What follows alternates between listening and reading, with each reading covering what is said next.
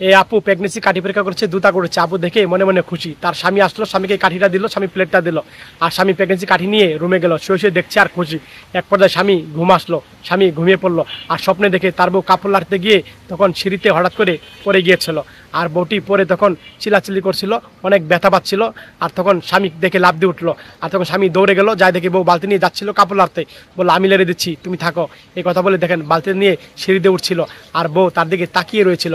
আর বউ একদিন দেখেন ঝুড়ি পারতে পারছিল না, অনেক উচ্চা। আর তখন চিন্তা করলো স্বামীকে ডাক দেই। আর বোনটি তখন দেখেন যাই দেখে স্বামী শুয়ে আছে, ঘুমিয়ে গিয়েছে। আর তখন বোনটি তা দেখে স্বামীকে ডাকলো না, সে টুলটা নিয়ে পারতে গিয়েছিল। আর স্বামী দৌড়ে আসলো, এই তারপরে বললো এই কী করছো তুমি, কী করছো? বলে এই ঝুড়িটা আমি পারবো। আর তখন স্বামী নিজে ঝুড়িটা তাকে পেরে দিল। আর বোনটি দেখেন অনেক খুশি হলো। আর তারপরে টুলটা সরিয়ে এদিকে রাখলো।